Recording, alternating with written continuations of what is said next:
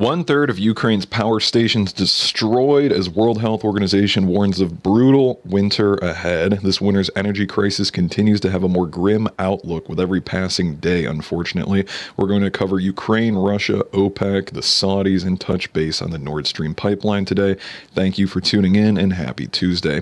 Welcome to The Real Report. Thank you also to the active members of the community and the new subscribers. Welcome. Continue to fight censorship by hitting the like button if you could, and one massive shout out to Rob as being the first donation on Buy Me a Coffee. It is greatly appreciated. So thank you so much, Rob.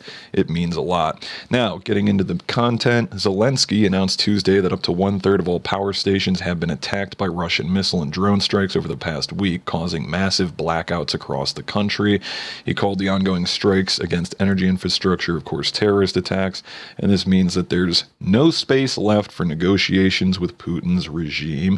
I think that's a very dangerous route to go down, to completely throw any chance of peace out the window, although frankly that happened some time ago. Now, Russia has stepped up an aerial bombardment campaign against dozens of cities and towns, which have included widespread use of suicide drones. Everybody has suspected and more or less proven that they're the Iranian-made kamikaze drones, which we're going to cover some of the geopolitical implications in just a second.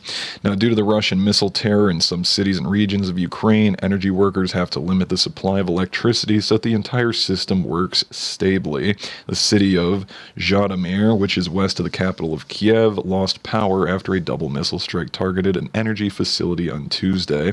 In Kiev, missile strikes damaged two power facilities, and on Monday, the city was bombarded by waves of exploding suicide drones. Some of the footage is absolutely incredible.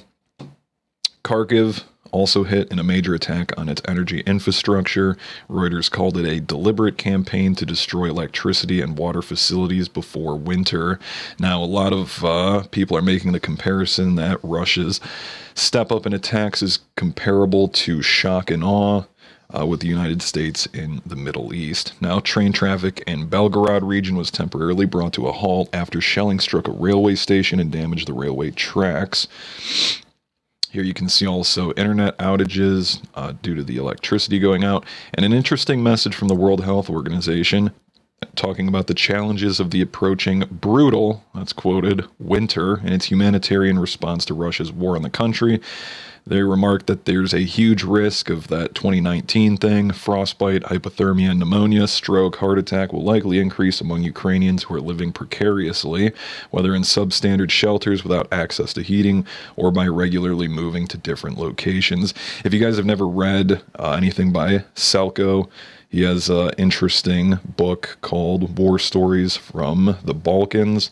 I would definitely recommend reading it if anyone is interested in getting an actual first account. It's a few hundred pages long, and it details how he survived without readily accessible food, water, and having to be always on the move, and what a war-torn country actually looks like on the ground. Now, hopping into the next one from Reuters, Russia destroys power and water infrastructure across Ukraine. Ukraine is facing critical power situation as Moscow says it's hitting infrastructure. The whole country needs to prepare for electricity, water, and heating outages. Of course, it is heading into the end of October here. I don't know what the weather has been like in Ukraine in the past week, but they got their first snow a couple weeks ago, and things are definitely cooling off in the northern U.S., with a lot of states having our first snow as well. U.S. is going to take practical, aggressive steps to make the sale of Iranian drones harder. You know, that's the problem with these organizations, the UN, NATO, etc. They have meetings about meetings to meet about the meeting, and nothing ever actually gets done. Meanwhile, the consequences are reaped by the citizens on the ground who didn't want the war in the first place. But don't worry, they're having a meeting about it. They're saying that Ukraine is a tense situation, especially around the occupied southern city of Kherson. It looks like the Ukrainians are mounting another large counteroffensive there, and that's going to be their next target. It could be pretty decisive depending on which way it goes. Now, since October 10th, 30% of Ukraine's power stations have been destroyed, causing massive blackouts across the country. And here in red highlighted, no negotiations. Zelensky reiterated his refusal to negotiate with Putin, who says he heads a terrorist state. You should usually try to leave options on the table. U.S. condemns war crimes after Russia drone attack hits Kiev apartment block. 725 military aid package is announced for Ukraine from last Friday, saying that we will continue to stand with the people of Ukraine for as long as it takes. We will continue to impose costs on Russia and hold them accountable for its war crimes. And by hold them accountable, we will sit back and do nothing, but we'll keep sending dollars.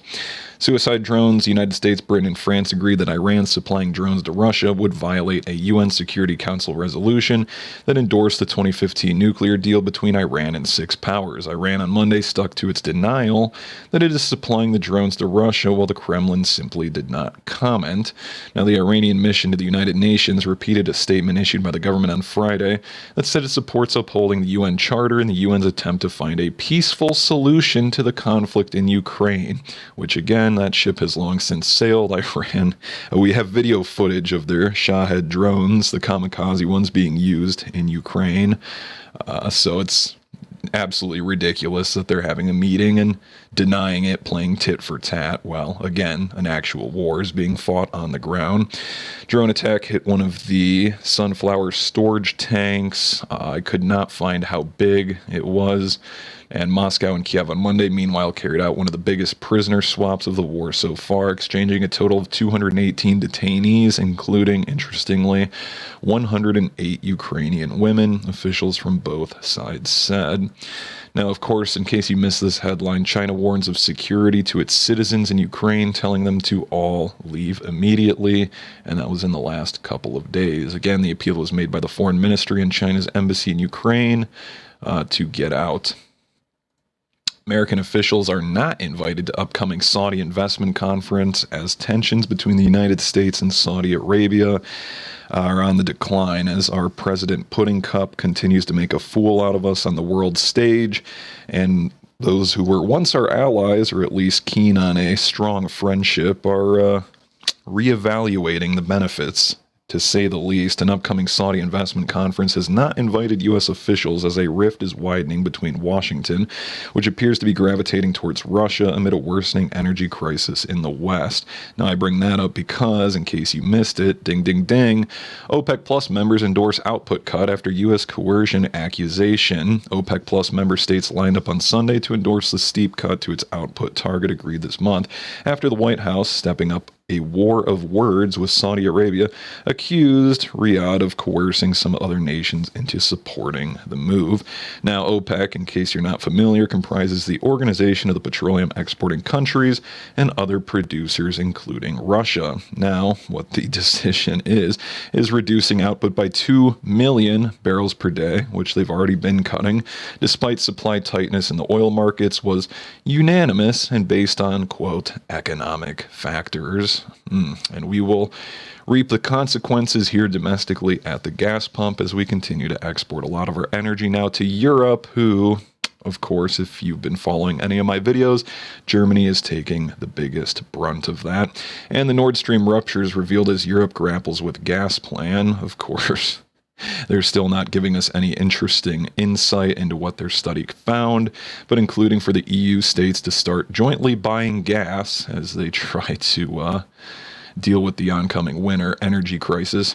But it avoided proposing an immediate price cap on gas amid splits over the idea. European states, meanwhile, have raced to protect other energy infrastructure, from Norwegian energy installation to German power lines, after blaming the Nord Stream leaks on sabotage, but they've stopped short of saying who's behind the ruptures that were discovered on September 26. Now we know who Russia's blaming. And they said, out of Germany, it's still too early to say anything about the framework under which the international cooperation with Sweden and Germany will run, as it depends on several factors. And I'm sure a lot of the evidence by now from September 26, nearly a month ago now, has washed away into the Baltic Sea. Now, as a last resort, the Commission's proposal on Tuesday said its latest response to an energy crunch that has prompted some European governments to draw up, hear this, emergency plans that could mean rationing and blackouts this winter. So, in case you guys haven't, that next clip is going to be for the thumbnail. So in case you guys haven't already, chop your firewood, get it ready to rock and roll. I'll put the Buy Me a Coffee link down below. Again, thank you, Rob. Make sure to hit the like button and subscribe.